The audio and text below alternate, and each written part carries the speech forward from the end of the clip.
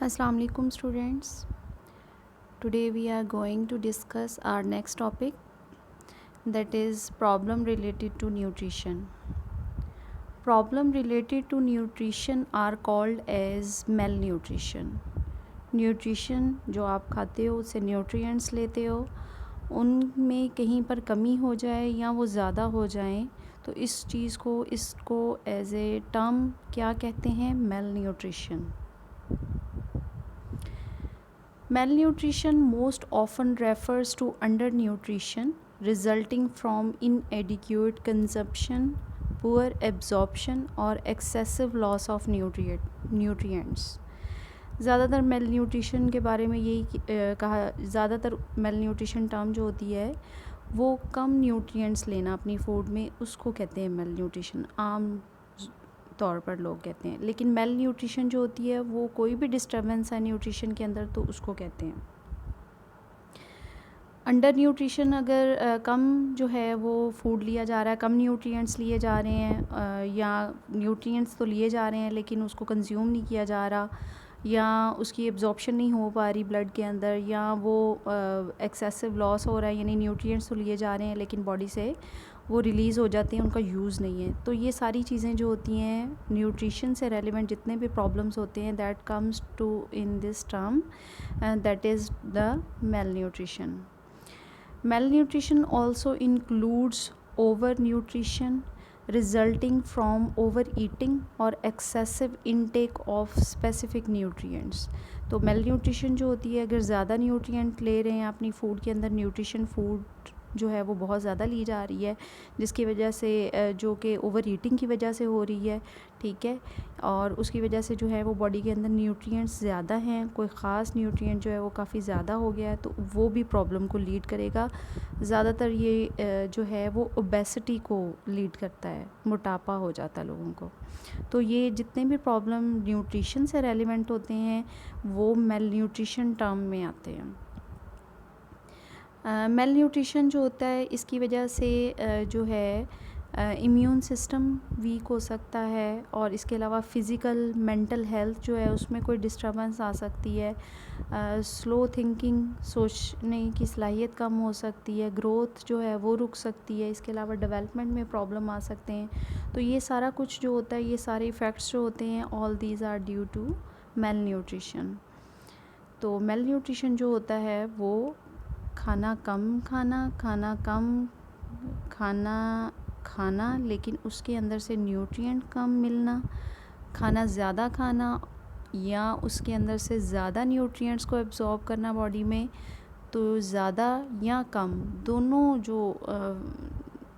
सूरतों में जो होता है वो मेल न्यूट्रिशन ही होता है, ठीक है. मेल न्यूट्रिशन की फॉर्म्स कौन कौन सी है, कौन कौन से जो हैं चीज़ें जो अगर उनकी कमी या वो ज़्यादा हो जाएं तो वो मेल न्यूट्रिशन में आती हैं. एक PEM है, protein energy mail nutrition. Protein energy mail nutrition means के प्रोटीन जो है उसमें डिस्टर्बेंस है, उसकी कमी है, प्रोटीन की ज़्यादातर कमी ही होती है PEM के अंदर. Second one is the MDD, mineral deficiency disease, यानी कि इसके अंदर कोई मिनरल है वो बॉडी के अंदर कम हो गया जिसकी वजह से कोई डिज़ीज़ हो गई है तो उसको MDD कहते हैं. Third one is OIN means over intake of nutrients, यानी न्यूट्रिएंट्स जो हैं वो ज़्यादा लिए जा रहे हैं. तो ज़्यादा लेने की वजह से न्यूट्रिएंट्स जो हैं वो कौन से प्रॉब्लम होते हैं. बहरहाल इन तीनों को हम जो है वो further one by one discuss करते हैं कि इनकी वजह से कौन कौन से जो हैं वो डिसऑर्डर या डिजीज़ होती हैं. First one is the protein energy mail nutrition. Protein energy mail nutrition का मतलब ये है कि प्रोटीन जो है वो फूड के अंदर नहीं है या प्रोटीन ली जा रही है लेकिन उसका यूज़ नहीं है बॉडी में, जिसकी वजह से क्या है कि एनर्जी जो है वो भी प्रोड्यूस नहीं हो रही, उसकी एब्जॉर्प्शन ऑफ एनर्जी जो है उसमें भी प्रॉब्लम आ रहा है. तो इसको क्या कहते हैं? Protein energy mail nutrition. इसके अंदर जो है वो कहा जाता है कि leading cause of death in children in developing countries. जो डेवलपिंग कंट्रीज़ है जैसे पाकिस्तान भी डेवलपिंग कंट्री है तो इसके अंदर भी अगर बच्चों के अंदर जो है वो प्रोटीन की कमी हो जाती है तो उनकी डेथ हो सकती है उसकी वजह से. इसकी वजह से 2 डिजीज़ यहाँ पे उसने डिस्कस की हैं. एक जो डिज़ीज़ है दैट इज़ क्वाशियोरकोर और दूसरी जो डिज़ीज़ है दैट इज़ द मेरेस्मस। अब इनको वन बाय वन जो है वो डिस्कस कर लेते हैं कि ये डिजीज़ जो हैं ये क्या हैं। First disease due to protein energy malnutrition is kwashiorkor. Kwashiorkor जो होती है that is due to protein deficiency. अगर 12 मंथ्स यानी 1 साल के अंदर अगर बच्चे को जो है वो प्रोटीन की उसकी फूड में कमी है उसकी जो है वो बच्चे जो होते हैं वो मदर फीड पे होते हैं। अगर मदर फीड जो है वो डिसकंटिन्यूड है यानी उसको रोक दिया गया है और बच्चे की एज जो है वो तकरीबन 1 साल तक है तो उसके अंदर जो है वो प्रोटीन की कमी हो सकती है। और अगर उसमें प्रोटीन की कमी हो गई तो उसकी वजह से क्या होता है कि उसको ये प्रॉब्लम हो सकता है यानी क्वाशियोरकॉर का। It can also develop at any time during children growing age। growing age के दौरान किसी भी टाइम ये डेवलप हो सकता है और grow to the normal height। बच्चा जो होता है उसकी हाइट तो नॉर्मल होती है बट वो abnormally thin होता है, बहुत पतला होता है, ठीक है। तो वो इतना पतला होता है कि वो ऐसे लगता है कि इसके अंदर कोई प्रॉब्लम है यानी कि ये ठीक नहीं है, उसको देख के ये लगता है। आप अपनी बुक पर पेज नंबर 154 ओपन करें। here is figure 8.2 and you can see here as a children with a disease of kwashiorkor, and in B diagram there is another disease which will be discussed next, and that is marasmus, and in marasmus you can also see the picture of children। तो ये दोनों pictures जो हैं इसके अंदर आप देख सकते हैं कि बच्चे जो हैं उनको क्या प्रॉब्लम है यानी कि वो किस तरह के अपीयरेंस दे रहे होते हैं, दिखते किस तरह के हैं। नेक्स्ट जो डिज़ीज़ है that is the marasmus. Marasmus जो होती है this is also a protein energy malnutrition and it develops at the age of 6 months to 1 year। 6 months 6 माह से लेकर 1 साल तक के जो बच्चे हैं उनके अंदर ये प्रॉब्लम हो सकता है मेरेस्मस का। तो मेरेस्मस जो होता है ये भी क्या होता है कि इसमें जो पेशेंट होता है, जो चिल्ड्रन होता है, loose all their body fat, ठीक है। तो वो क्या कर देता है उसका जो है वो फ़ैट जो है वो नहीं रहता, वो भी प्रोटीन की डेफिशिएंसी की वजह से, एंड मसल स्ट्रेंथ। और ज़ाहिर बात है जब फ़ैट नहीं होगा तो मसल्स की स्ट्रेंथ भी कम हो जाएगी, and acquire a skeletal appearance, और उसकी अपीयरेंस इस तरह की लग रही होती है जिस तरह के कोई ढांचा है, कोई स्केलेटन है, ठीक है। तो वो भी जो है वो देखने में बहुत अजीब लगता है यानी एबनॉर्मल ही लग रहा होता है। Children with marasmus show poor growth, उनकी ग्रोथ जो होती है वो ठीक नहीं होती। Look small for their age, उनकी ग्रोथ जो होती है वो ठीक नहीं होती है और वो अपनी एज से बहुत छोटे लगते हैं। तो ये मेरेस्मस की वजह से जो हैं ये इफ़ेक्ट्स होते हैं। Next is the mineral deficiency disease. Mineral deficiency disease जो है वो मिनरल की कोई कमी हो जाती है बॉडी के अंदर, तो उसकी वजह से कोई डिज़ीज़ डेवलप हो जाए तो उसको क्या कहते हैं, मिनरल डेफिशिएंसी डिज़ीज़। यहाँ पर 2 जो हैं वो एग्जांपल्स डिस्कस की गई हैं। एक जो फर्स्ट एग्जांपल है that is the goitre.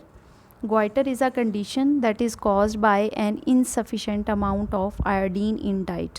Goitre एक ऐसी जो है वो कंडीशन होती है जिसके अंदर आयोडीन की कमी हो जाती है। और आयोडीन जो है आपने देखा होगा घर में भी आयोडीन मिला नमक होता है, यानी सॉल्ट के अंदर जो है वो आयोडीन की एडिशन होती है ताकि बॉडी के अंदर आयोडीन की कमी ना हो। तो यही उसने यहाँ पे बात की है कि अगर आयोडीन की डेफिशिएंसी हो गई है तो उसकी वजह से क्या हो सकता है, ग्वाइटर हो सकता है।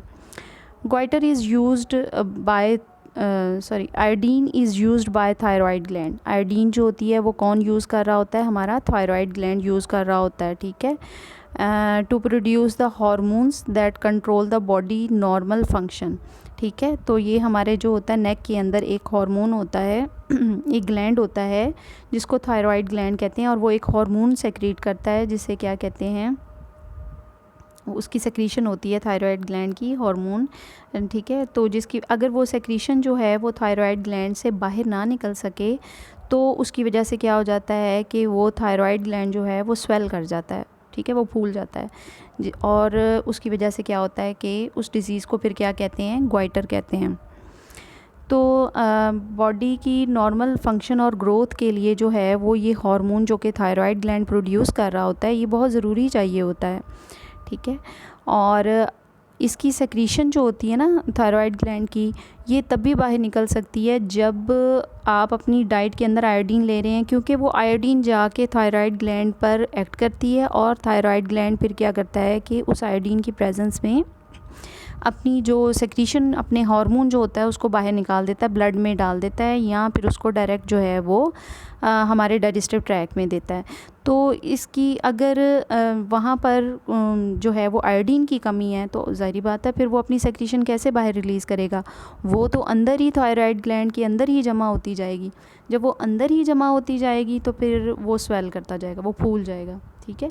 और जब वो फूलेगा तो फिर उसकी वजह से क्या होता है कि ये ग्वाइटर, इसको ग्वाइटर कहते हैं, फिर वो ग्वाइटर डिजीज़ हो जाती है।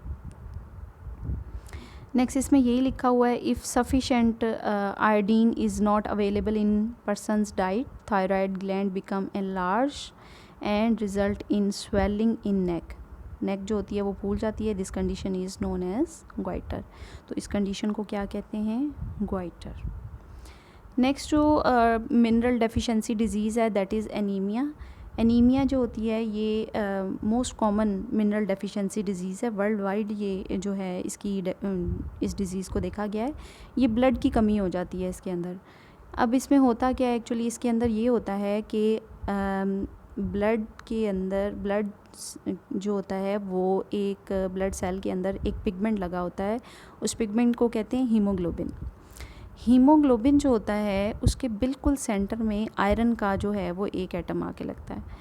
अगर फूड के अंदर आयरन की कमी है तो क्या होगा, हीमोग्लोबिन नहीं बनेगा, और जब हीमोग्लोबिन नहीं बनेगा तो रेड ब्लड सेल्स नहीं बनेंगे, और जब रेड ब्लड सेल्स नहीं बनेंगी तो ऑक्सीजन की कमी हो जाएगी, फूड की ट्रांसपोर्टेशन और डिफरेंट गैसेस की ट्रांसपोर्टेशन और बहुत सारे प्रॉब्लम जो हैं वो चलना शुरू हो जाएंगे। तो इसको क्या कहते हैं, लैक ऑफ ब्लड, एनीमिया को। इसमें क्या हो जाता है कि ब्लड की कमी हो जाती है, ठीक है, lack of blood. It is caused when the number of red blood cells is reduce than the normal condition से कम हो जाए red blood cell. Haemoglobin molecule contain a single atom of iron at its centre. बिल्कुल central position पर एक जो है वो आयरन का एटम लगा होता है और उसके इर्द गिर्द बाकी सारा मॉलिक्यूल बना होता है हीमोग्लोबिन का। लेकिन अगर सेंटर वाली चीज़ ही नहीं लगी तो बाकी मॉलिक्यूल कैसे बनेगा, वो भी नहीं बनेगा, ठीक है। तो फिर अगर आयरन की कमी है तो हीमोग्लोबिन नहीं बनेगा। If body fails to receive sufficient amount of iron, adequate number of haemoglobin molecules are not formed. Haemoglobin molecule जितने चाहिए होंगे उतने नहीं बनेंगे। In this case there are not enough functioning of red blood cells. Red blood cells जो काम करते हैं यानी गैसेस की ट्रांसपोर्ट कर रहे होते हैं, ऑक्सीजन और कार्बन डाइऑक्साइड, तो फिर सारी बात है जब रेड ब्लड सेल ही कम है तो गैसेस की ट्रांसपोर्टेशन भी कम होगी। The patient is weak and there is shortage of oxygen supply to the blood cell, body cells, ठीक है। तो जो पेशेंट होगा वो वीक होगा और उसकी बॉडी के अंदर ऑक्सीजन की सप्लाई उसकी पूरी बॉडी के सेल्स को मिलनी मुश्किल हो जाएगी। तो ये एनीमिया होता है। Anaemia means deficiency of blood.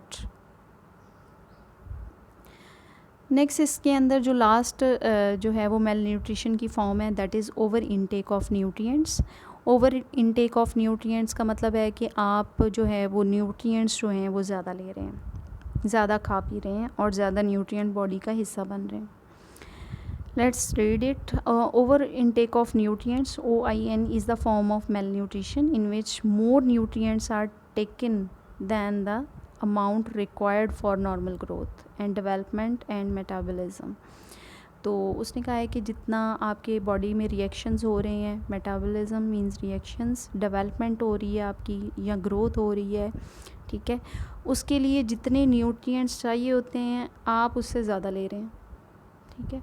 तो इस चीज़ को क्या कहेंगे, ओवर इनटेक ऑफ न्यूट्रिएंट्स। अब वो न्यूट्रिएंट्स जितने चाहिए वो तो यूज़ हो ही रहे हैं, लेकिन बाकी क्या हो रहे हैं, डिपॉजिट हो रहे हैं बॉडी में जाके जमा हो रहे हैं, ठीक है, उनका यूज़ नहीं है।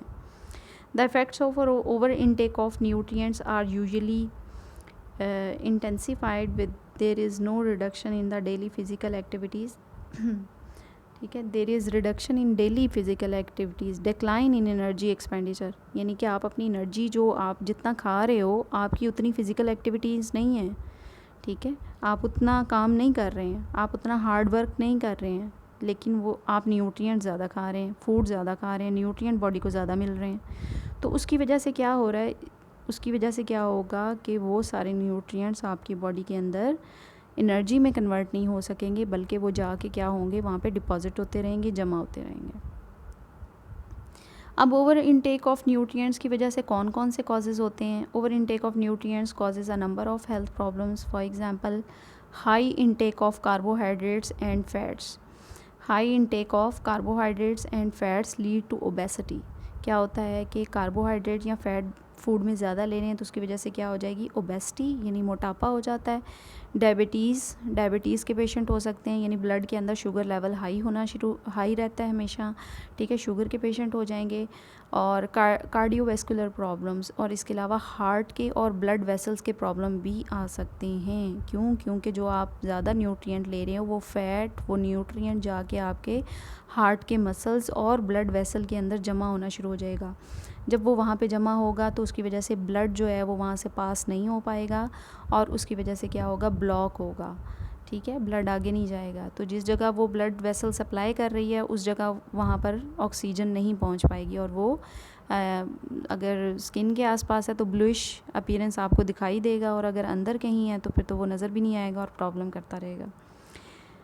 Similarly high dose of vitamin A causes loss of epithet and liver problem. इसके अलावा जो है वो अगर आप विटामिन ए जो है वो अपनी फूड के अंदर बहुत ज़्यादा ले रहे हैं, ठीक है, तो उसकी वजह से क्या होगी कि एपिटेट यानी ये दूसरा उसने और इफ़ेक्ट बताया है कि अगर विटामिन ए ज़्यादा हो गया है डोज तो उसकी वजह से क्या होगी, भूख नहीं लगेगी, एंड लिवर प्रॉब्लम, और उसके साथ क्या होगा कि लिवर के प्रॉब्लम जो होंगे वो भी शुरू हो जाएंगे। Excessive intake of vitamin D can lead to deposition of calcium in various tissues। इसके अलावा उसने क्या है कि अगर आप विटामिन डी अपनी फूड में ज़्यादा ले रहे हैं तो उसकी वजह से क्या होगा कि deposition of calcium in various tissues। Muscles जो हैं, टिश्यूज़ जो हैं, डिफरेंट जो कि ऑर्गन बना रहे हैं उनके अंदर जाके कैल्शियम डिपॉजिट होना शुरू हो जाएगा। क्यों? क्योंकि वो आपकी रिक्वायरमेंट से ज़्यादा है। अब उसने कहीं तो जाके जमा होना है, तो वो कहीं भी किसी भी जगह पर जाकर जो है वो जमा होना शुरू हो जाएगा, लगना शुरू हो जाएगा। तो इसकी वजह से क्या होगा कि वो मसल्स जो हैं वो भर जाएंगे, वो वर्क नहीं सही कर पाएंगे, जो फंक्शन वो प्रॉपर कर रहे होते हैं वो नहीं कर पाएंगे, जिसकी वजह से बहुत सारी डिजीज़ेज़ हो सकती हैं। Thank you.